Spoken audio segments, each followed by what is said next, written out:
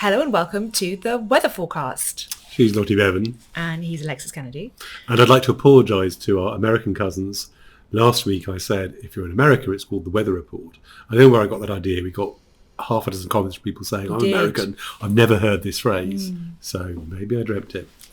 This is the series where we try and predict the success of popular upcoming games on Steam using publicly available data and invite you to join in and see if you are basically better at it than we are. So the first point of order, I think, is to go back through last week's estimates and compare them to reality. Shall we? Go. Spreadsheet time.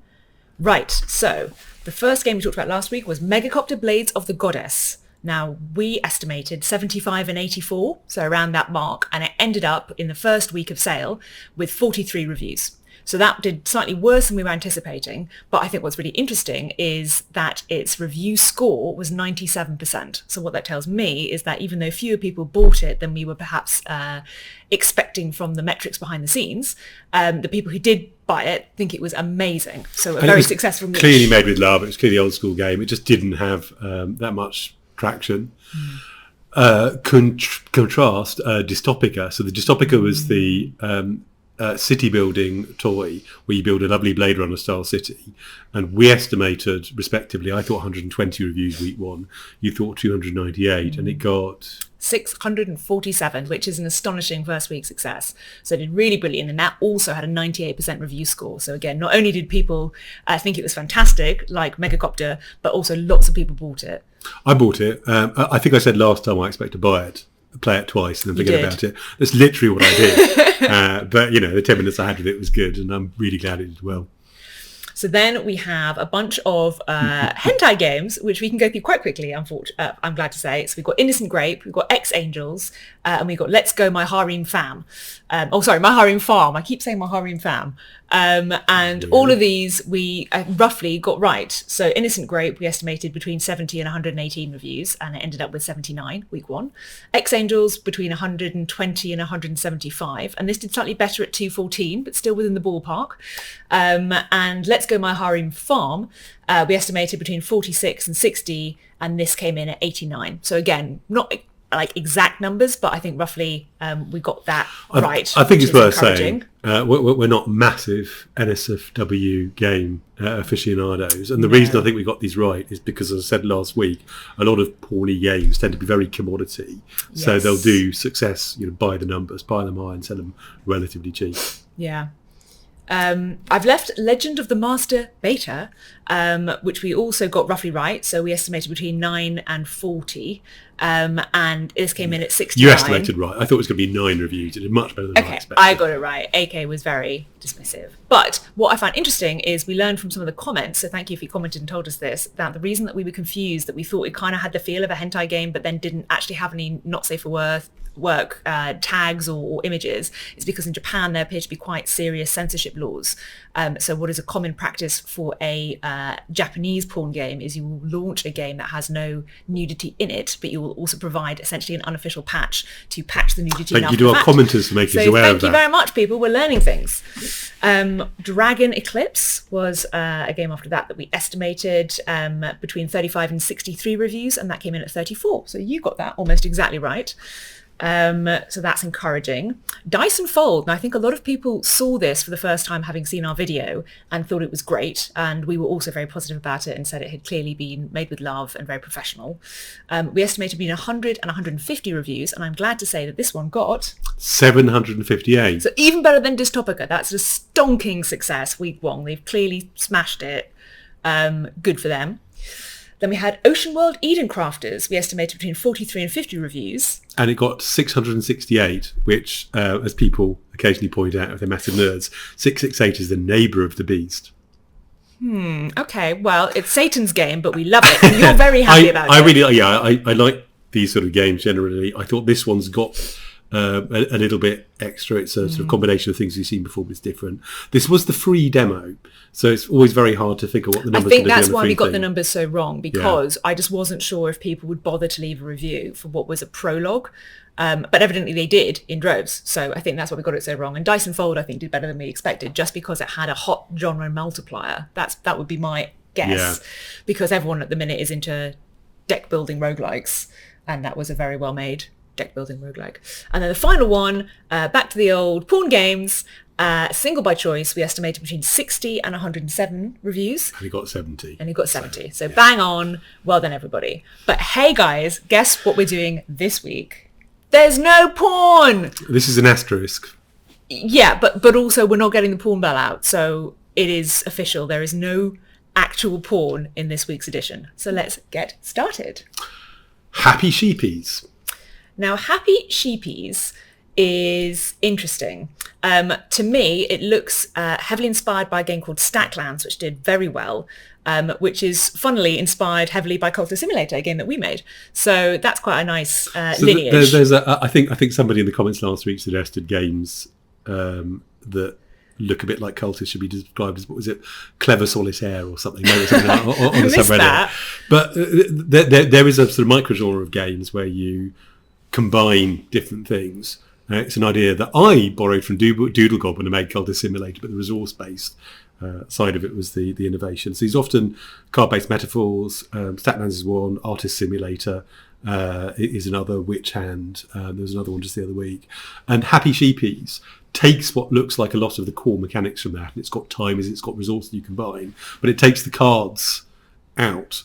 I think this is a really interesting game. You said, I think, that the husband and wife team who are making it have done some free online games that are quite sort of cash. I'm not sure if they're free. I think they're available on places like itch.io, not Right. Steam. They're certainly first-time Steam devs, and they are a husband and wife two-person team.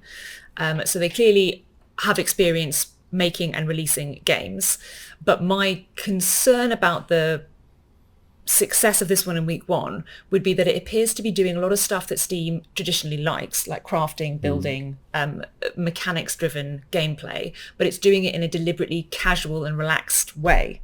So I wonder if Steam might initially think I'm interested in that and then be disappointed in I have the a lack of slightly depth. different concern. Well, kind you're of the designer, so I trust you more. Well, the inverse of that. So I think we're looking at it. It looks like actually quite a complex game. There's a lot going on under the surface, but it looks very casual.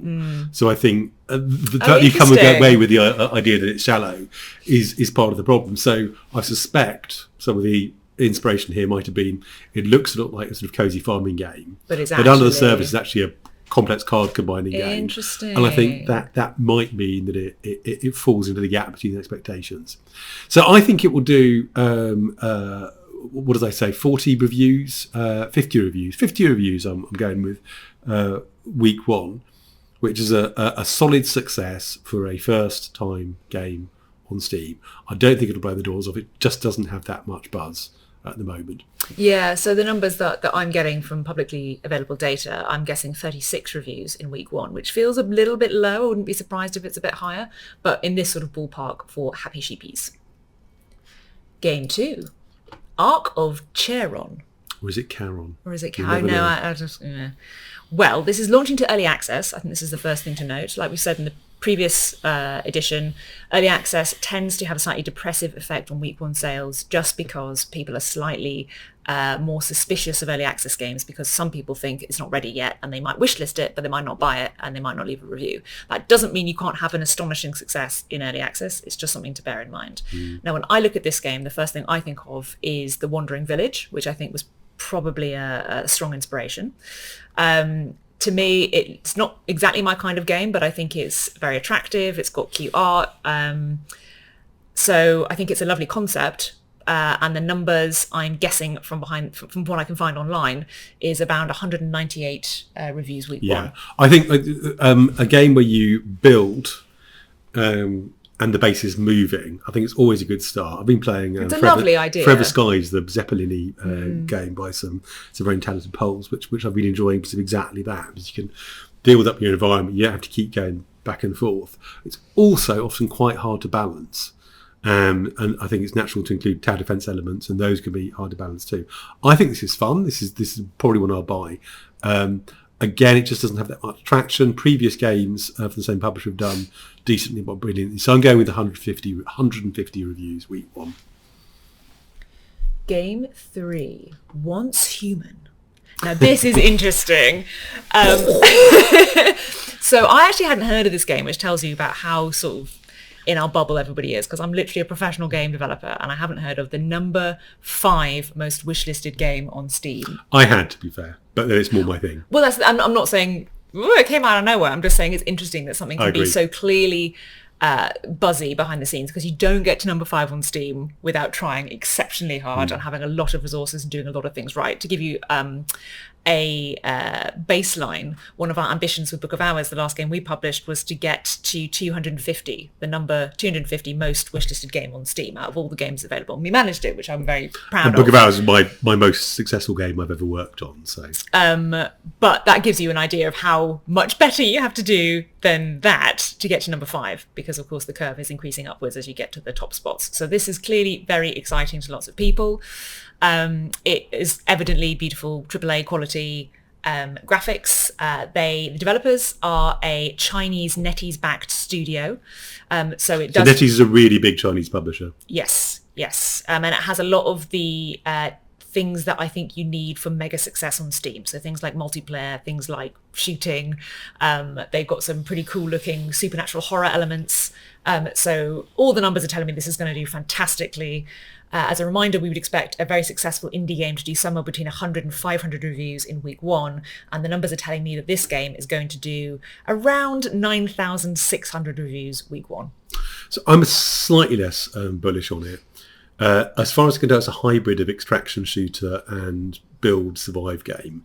You get co-op missions and you get a zone where you can actually build your house.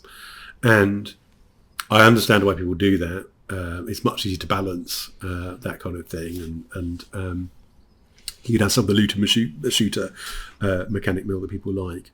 But I think people are sometimes disappointed not actually being able to inhabit the world.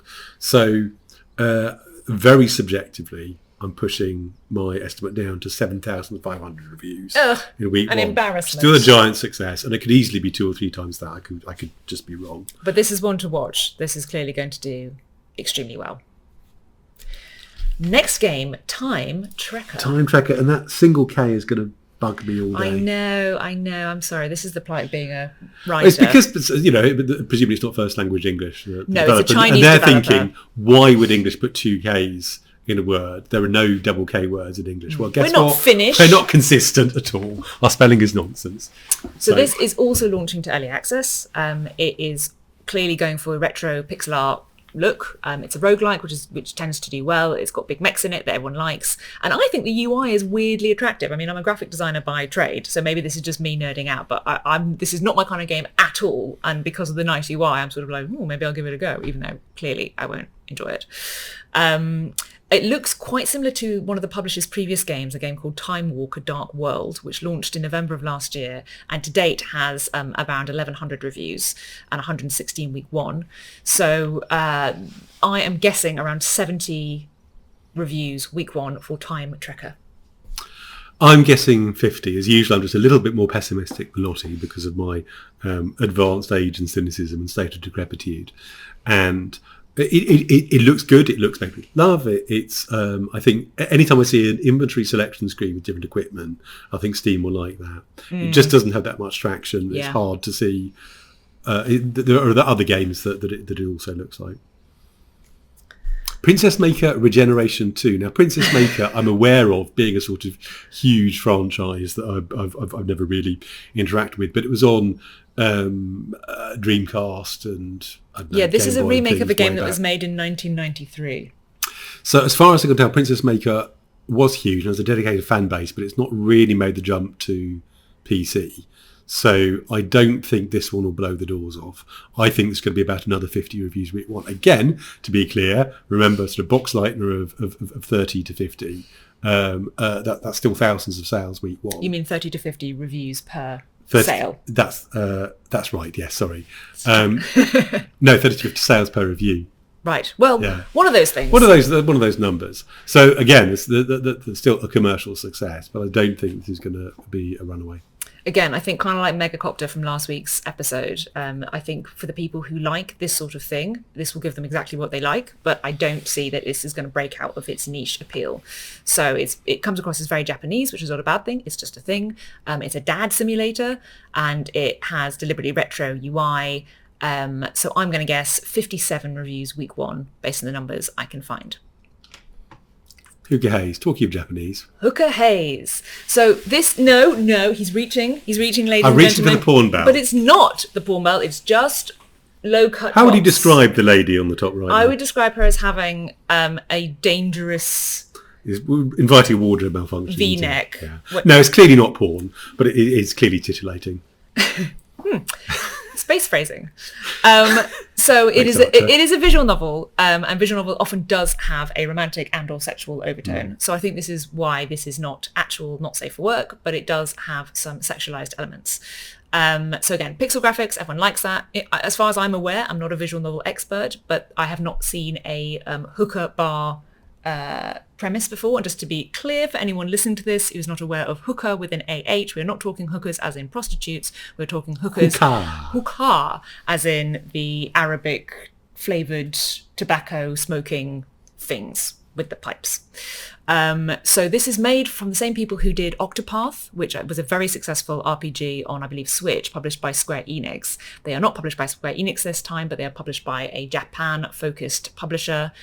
And it gives me kind of lo-fi beats, ambient vibes. So again, I think people who are interested in this kind of atmosphere, this kind of game, they'll really enjoy it. It looks like it's been very well made.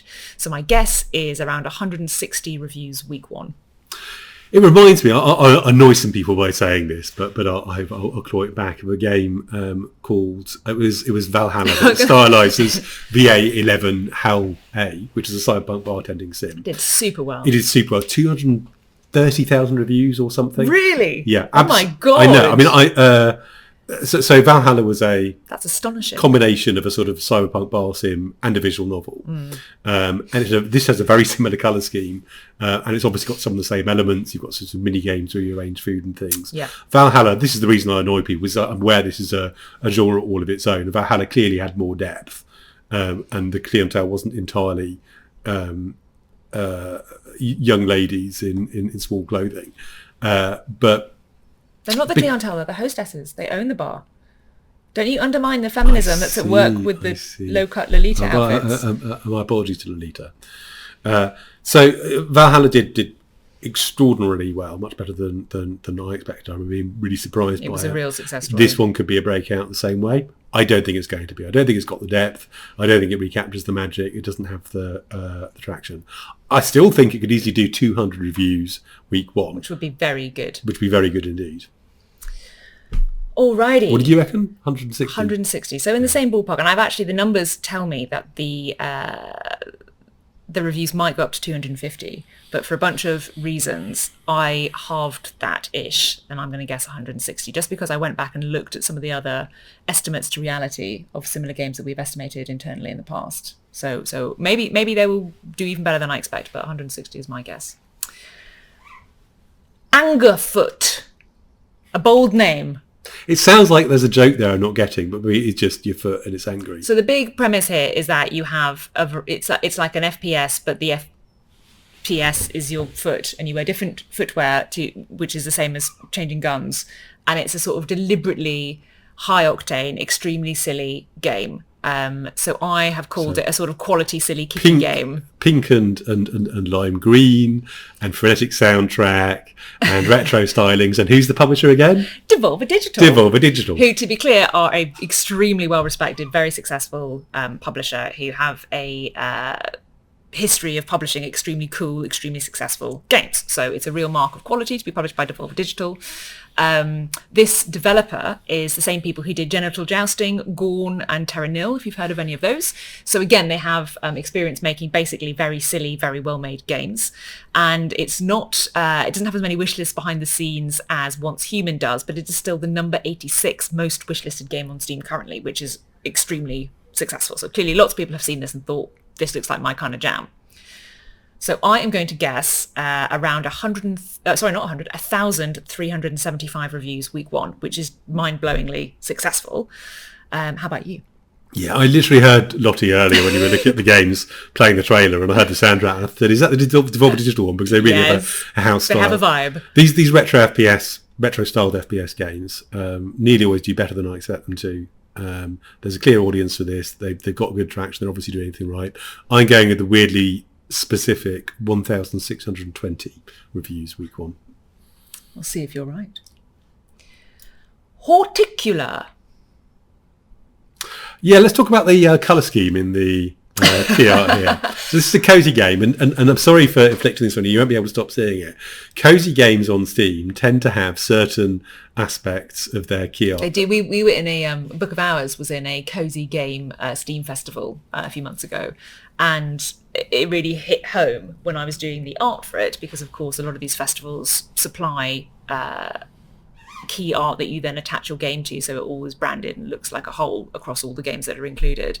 Every other game that I saw had the same capsule art colour scheme, which was some sort of cerulean blue sky and some sort of sandy khaki coloured background with some green elements as well. So again, the sense is very like a nice warm summer's day. And then there was Book of Hours with this sort of slightly frightening looking librarian with one eye in its sort of umber colour scheme with its magical yellow and fuchsia accents. So what, we didn't quite fit in there. And I don't think this actually is a cozy game. It clearly has doesn't use the word cozy elements. This is the thing. I think it's telling that it calls itself relaxing. Mm-hmm. But I also think it's interesting. It calls itself a garden builder, not a farming simulator, which is what I would have guessed. So I don't know if they are being very clever and thoughtful about this, or whether they are just choosing words that make sense to them. To be seen. I look at this and I think it looks very satisfying. It's again got pixel art. Again, people like that. Farming sims are always very popular. Garden builder, farming sim. We're just going to assume they're the same for now. If anyone remembers Farmville on Facebook years ago, if you took the free-to-play sludge out of that, and you wound up the game design and you move 15 years on, I think you get something not unlike this. And to be clear, that's a compliment. People like laying down attractive tiles in nice patterns, yes, in a way that's meaningful in game terms. And I'm interested by the looming corruption and whatever the threat is. I'll take a look at the demo on this one. It just doesn't have that much traction though. I think it will do 120 reviews week 1 because it looks like a promising game with a lot behind it, and they've got a track. Have they got a track record of similar games? No, it's a first-time developer actually. My mistake. I don't know if they've released on other platforms, but this is the first listed game for them on Steam. What I do think is interesting is two things. One, that their publisher is a nature-focused publisher, which I just think is lovely as a concept. They've published a few games before; they've been very successful, but nothing that is this genre or style. So it'll be interesting for the publisher to see how this one does for them.